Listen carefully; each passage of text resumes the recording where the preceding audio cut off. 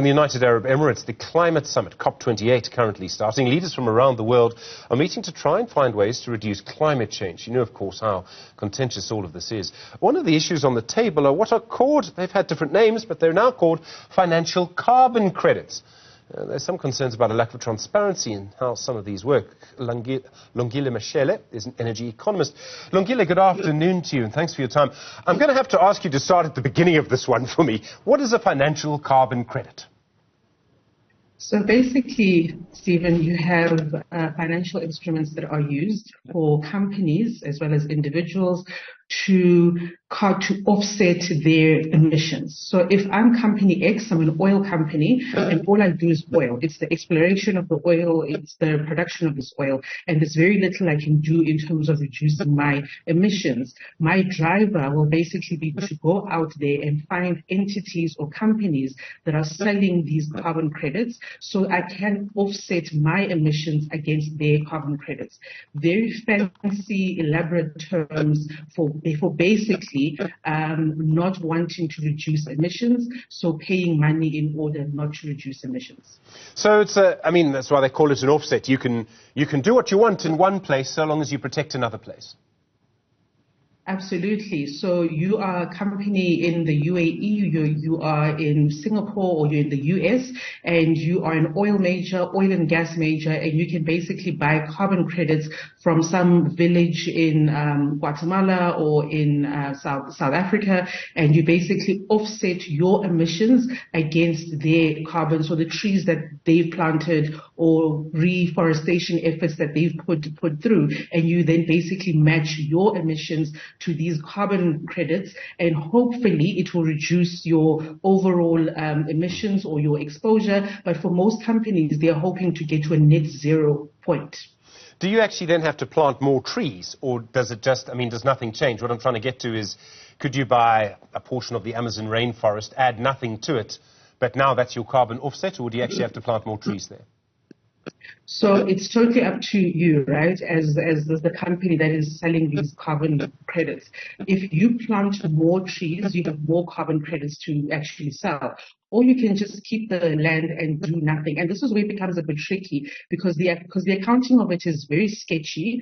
And you know, this is why lots of people have issues with it. Because if you take the land, you do nothing with it, you can also sell these emissions. And then you can basically say, if I had built it or if I had developed this piece of land, these are the emissions I would have incurred. Therefore, by not doing anything, these are the emissions that I basically have that to credit you for your emissions.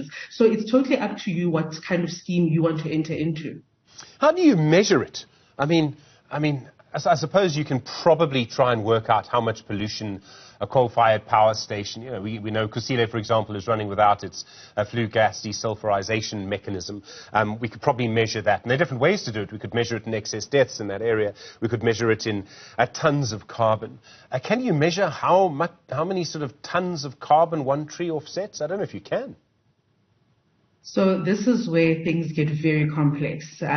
Lots of companies are attempting, but this is not standardized, and it certainly is not something that they share freely. So let's go back to the example of a coal-fired plant, right? You basically know what your CO2 emissions are per ton of what you emit, and that's an easy calculation.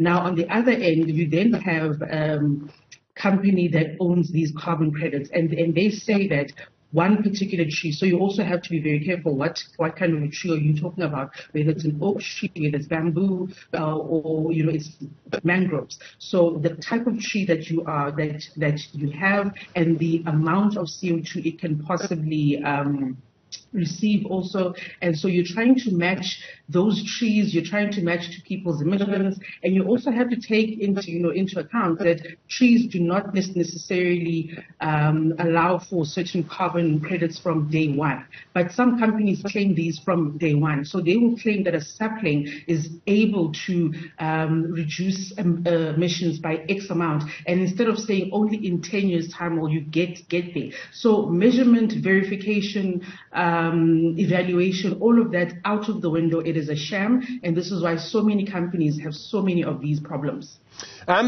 I've got to tell you, Lungile, maybe I'm too cynical. Maybe I'm too cynical of capitalists, although some of my best friends are capitalists. It seems to me like a bit of a con. It is a con, Stephen, and this is me being very, very frank with you now. It's basically me selling you air, but I want hard cash money for this air, basically. And I'm saying that the air that is in rainforest in the Amazon is going to offset your emissions at a refinery in Dubai. Or I sell you, and this is where it gets more, insidious, where now these companies are saying, but we don't just want air anymore. Sell us pieces of land, okay? And on those pieces of land, redevelop, look at reforestation efforts, look at land restitution efforts, look at conservation efforts, look at a number of things. And so we're starting to see the divvying up of land on the continent. We've seen it in South America, we've seen it in certain parts of Asia, but we're starting to see it now in Africa, Liberia, and Tanzania, in Kenya, Zambia, where wealthy nations, wealthy companies are saying, sell us pieces of land so we can have these conservation efforts and we can reduce our emissions by making sure that you do nothing on that land. You've actually suggested in a piece in Business Day this morning, you've gone as far as calling it green colonization. That's quite a strong phrase. It's not strong enough, barely, because all it is that instead of us getting rather the land being taken by the barrel of the gun, people are basically saying now, listen, I want your piece of land, or I want 20% of the land in this country. I will give you money on a monthly basis, quarterly basis, and I want you not to develop that land. Okay. So it basically means that we as Africans in these certain countries, we're not able to develop our land. It also threatens our energy security. It threatens our food security also. It means that whoever is on that particular land, the indigenous people, are moved out of that particular area. They're not allowed to farm there. They're not allowed to fish there. They're not allowed to do anything. That land now goes to a certain company that is sitting in the UAE or in the US, and they basically control that space and they control what happens there. That is colonization. Are there other things that we should be using instead? I mean, I can see why this is a sort of an attractive instrument for people who want to sort of say that they're making a difference. Are there other instruments we could use as well? Because, I mean, economics, if you want to try and change behavior, economics works. Is there some other way we could harness economics? So absolutely. When you look at carbon credits and how they began, it was a way to incentivize these capitalists by actually penalizing them. But they have found loopholes in order to make, even more money out of these carbon trading schemes. So now the question then becomes, what are we really trying to achieve? We're trying to reduce emissions, greenhouse gas emissions globally.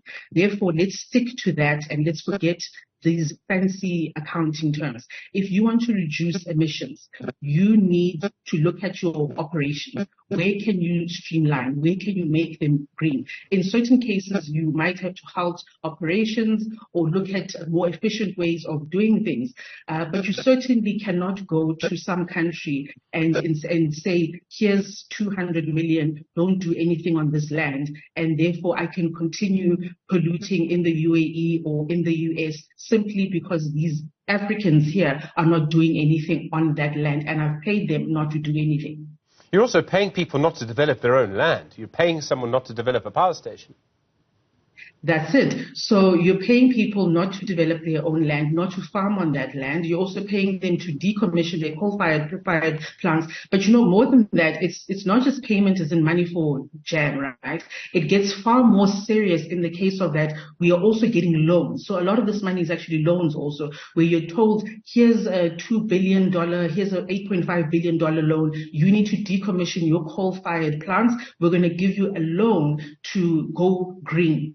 And hook, line, and sinker, we sign these awful deals, threatening our food security, threatening our energy security, threatening our sovereignty more than anything else. And then at the end of the day, we have Africans that are not developed and the global south, rather, not developed. But the UK, the US, Europe, they continue as if nothing happened because for them, they have offset their carbon emissions through these credits that they've bought.